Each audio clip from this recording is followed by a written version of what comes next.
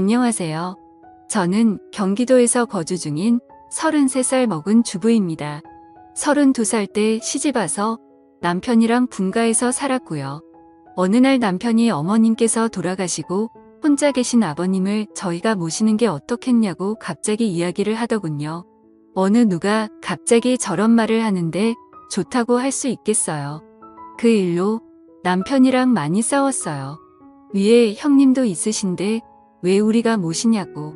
아주버님은 대기업을 다니고 계셔서 저희보다도 여유롭고 형편이 저희와는 정말 비할 수도 없을 만큼 좋습니다. 그 일로 인해 저는 남편과 끝도 없이 대화를 나누었고 정말 싸우고 붙고 거의 매일 같이 싸웠어요. 그러다 하루는 남편이 술을 먹고 울면서 진심을 담아 말을 하더군요.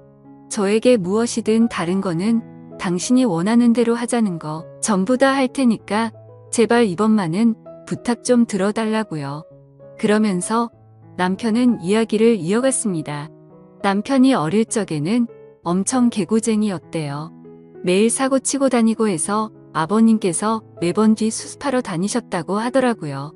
남편이 어릴 때 골목에서 놀고 있는데 지나가던 중간 크기의 트럭에 받칠 뻔한 걸 아버님이 보시고 남편 대신 부딪히셨는데 그것 때문에 지금도 오른쪽 어깨를 잘못 쓰신대요. 그리고 아버님 하시던 일이 노가다였는데 남편이 군 제대하고도 26살 때쯤까지 놀고 먹었더랍니다. 아버님이 남편을 늦게 낳으셔서 지금 아버님 연세가 68세 되세요. 남편은 33살이고요. 60세 넘으셨을 때도 노가다 하시면서 가족들 먹여 살리고 고생만 하셨다네요. 노가다를 오래 하면 시멘트 독이라고 하나. 하여튼 그것 때문에 손도 쩍쩍 갈라지셔서 겨울만 되면 많이 아파하신다고 하더라고요. 평생 모아오신 재산으로 마련하셨던 조그만한 집도 아주버님이랑 남편 결혼할 때 집 장만해 주신다고 파시고 지금은 월세 내면서 원룸에 들어가서 사신다고 하더라고요. 그런데 어머님까지 돌아가시고 혼자 계신 거 보니 마음이 아파서 눈물이 자주 난다고 하더라고요. 저희가 살림이 넉넉했으면 이런 걱정도 안 할 텐데요. 저는 집에서 살림을 하는 평범한 주부이고 남편은 혼자 직장을 다니는데 일반적인 중소기업을 다니고 이직한 지 얼마 되지 않아 한 달에 세후 150 정도를 벌어옵니다. 그런데 그걸로 아버님께서 오시면 아무래도 반찬도 지금보다는 더 신경을 써야 할 것 같고 여러 가지로 많이 힘들 것 같더라고요. 심지어 그때는 제가 임신을 했어서 아이가 3개월 차인데 모든 부분이 힘겹더라고요. 그럼에도 부유하셨던 형님께서는 절대 아버님을 못 모신다고 강력히 못 박으셨고 아주버님도 그럴 생각이 없다라고 남편이 말을 하더라고요. 저렇게 철벽 방어를 하는데 어떻게 하겠습니까? 그리고 남편이 진심 어린 말들을 저렇게까지 했는데요. 그래서 넉 달 전부터 아버님을 모시기로 하고 저희 집으로 아버님을 모셔왔습니다. 처음에는 아버님께서 오지 않으시려고 자꾸만 거절하시더라고요. 늙은이가 가봐야 집만 되고 눈치 보인다고 하시면서요. 하지만 남편이 매일같이 설득하고 우겨서 겨우 모셔왔습니다. 모셔온 첫날부터 여러모로 정말 신경이 쓰이더라고요. 그런데 우리 아버님 매번 반찬 신경 써서 정성껏 차려드리면 그걸 드시면서도 엄청 미안해하시면서 눈치를 보십니다. 가끔씩 고기 반찬이나 맛있는 음식을 해드리면 아버님께서는 드시지 않고 남겨두셨다가 저희 남편이 퇴근하고 돌아오면 남편을 먹이더라고요. 그리고 저 먹으라고 일부러 드시지도 않고요. 거기다가 하루는 장을 보고 집에 왔는데 아버님께서 바닥에 꿇어 앉아서 걸레질을 하고 계시더라고요. 저는 그 모습을 보고 깜짝 놀라서 걸레를 빼앗으려고 했더니 괜찮다고 하시면서 끝까지 고집을 부리시면서 청소를 끝마치시더라고요. 그리고 식사를 드시고 나면 곧바로 빈 그릇을 들고 가셔서 설거지도 하십니다. 아버님께 하지 말라고 몇 번을 말씀드리고 그릇들을 뺏어도 보지만 아버님은 설거지를 하시는 게 그게 마음이 편하시답니다. 제가 왜 아버님의 마음을 모르겠어요.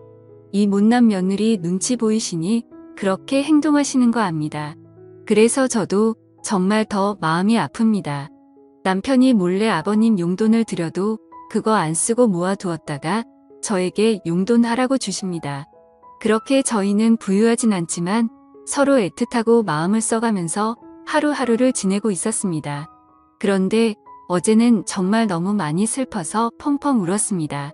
아버님께 죄인이라도 된 듯해서 눈물이 왈칵 나오는데 참을 수가 없더라고요. 한 달 전쯤부터 아버님께서 아침에 나가시면 저녁 때쯤 들어오시더라고요. 어디 놀러라도 가시는 것 같아서 용돈을 드려도 받으시지도 않고 웃으시면서 다녀올게 하시면서 매일같이 나가셨습니다. 저는 그래서 그냥 집안에만 있으시기엔 답답하셔서 산책이라도 다녀오시다 보다 하고서 크게 생각을 하지는 않았습니다. 그런데 어제 장을 보러 슈퍼에 갔다가 아래층 주인 아주머니를 만나게 되었습니다. 그런데 그 주인 아주머니께서 제게 어렵게 말씀을 하시더라고요. 오다가 이 집 할아버지 봤는데 유모차에 박스 실어서 가던데. 이 말을 듣고 저는 상상조차 못 해봤던 일에 깜짝 놀랐습니다. 네, 맞습니다. 아버님 아들집에 살면서 돈 한 푼 못 버시는 게 마음에 걸리셨는지 불편한 몸 이끄시고 하루하루 그렇게 박스 주우시면서 돈을 버셨더라고요. 저는 그 이야기를 듣고 장을 보다 말고 밖으로 뛰쳐나갔습니다. 아버님 찾으려고 이리저리 돌아다녀도 안 보이시더라고요. 너무 죄송하고 가슴이 아파서 집에 들어와서 정말 한없이 엉엉 울었습니다. 한참을 울고 나서 남편에게 전화해 오늘의 상황을 말하니 남편도 아무 말이 없더군요. 한참의 정적이 흐르고 남편은 일찍 들어간다고 말하고 그렇게 통화를 끊었고 남편은 저녁 5시 조금 넘어서 평소보다 일찍 퇴근하고 들어왔습니다. 남편도 마음이 정말 안 좋은지 표정도 너무 어두웠고 집에 들어오자마자 가방만 내려두고 아버님을 찾으러 나간다고 하곤 바로 집 밖으로 나갔습니다. 제가 정말 바보였고 한심한 며느리였습니다. 그렇게 매일같이 나가셨는데 관심을 가지고 진짜 이 사실을 알았어야 했는데 말이죠. 며칠 전부터 아버님께서 저 먹으라고 봉지에 들려주시던 과일과 과자들을 받으면서도 아버님께서 사오신 것인지 일을 해서 사온 것인가라는 생각도 못했다니 정말 한심스럽습니다. 못난 며느리 눈치 안 보셔도 되는데 그게 불편하셨던지 아들 집 오셔서도 편하게 지내지도 못하시고 매일같이 눈치만 보시다 불편하신 몸 이끌고 그렇게 일을 하고 계셨다니. 친정에 저희 아빠도 고생만 하시다가 돌아가셨는데 돌아가신 아빠 생각도 나고 해서 그렇게 저는 또다시 한참을 펑펑 울었습니다. 그날따라 아버님 웃으실 때 얼굴에 깊게 패인 많은 주름들과 평생 고생을 하셔서 손목에서 갈라진 피부가 자꾸 눈앞에 아른거리고 생각나면서 너무나도 죄송한 마음에 남편이 아버님이랑 들어올 때까지 울고 있었습니다. 남편이 아버님을 찾아 나가고 1시간 정도 좀 넘어서 남편이 아버님을 모시고 집으로 들어오더라고요. 아버님 들어오시면서도 제 눈치를 보시면서 뒤에 끌고 오던 유모차를 숨기시는 모습이 왜 그리 마음이 아플까요? 오히려 죄송해야 할 건 저인데요. 아버님께서 미안해 하는 듯한 그런 모습이 가슴에 남아서 지금도 이 글을 적는데도 마음이 너무 아픕니다. 저는 아버님의 모습을 보자마자 아버님께 달려가서 죄송하다며 손을 꼭 붙잡고서 또 펑펑 울었습니다. 그러자 아버님께서는 매일 나 때문에 밥 차리느라 고생도 많고 편하게 있지 못하게 해서 내가 정말 미안하다면서 제 얼굴을 보면서 손을 꼭 붙잡아 주시면서 말씀하시는데 저는 눈물이 멈추지 않았습니다. 저는 그날 아버님의 손을 처음으로 만져봤습니다. 평생을 고생하시면서 지내온 아버님의 손, 심하게 갈라지신 손등과 굳은 살 베인 손에 마음이 너무 아팠어요. 방 안에 모시고 나서도 죄송하다며 그렇게 펑펑 울었습니다. 아버님 식사 챙겨드리려고 부엌에 와서도 요리를 하고 있는데도 왜 그리 눈물이 그치지가 않던지. 남편은 아버님께 다시는 그런 일 하시지 말라고 말했고 앞으로는 제가 더 열심히 일해서 벌면 되니까 그런 일 하시지 말라고 아버님께 확답을 받아냈습니다.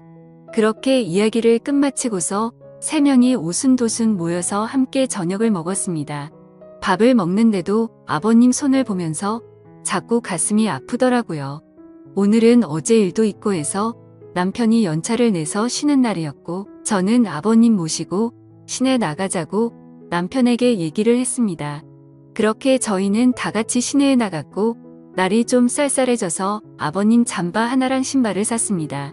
한사코 괜찮다고 하시던 아버님께 제가 말씀을 드렸습니다. 자꾸 그러시면 제가 아버님 눈치 보여서 힘들어요 이렇게 말씀드렸더니 아버님께서는 고맙다고 하시면서 받으시더라고요. 그리고 집에 아버님 심심하실까봐 케이블 TV도 신청했습니다. 아버님께서 스포츠를 좋아하시는데 오늘 야구 방송이랑 낚시 방송 보시면서 너무 즐거워 보이시더라고요. 조용히 다가가서 아버님 어깨를 만져드리는데 보기보다 정말 왜소하시더라고요.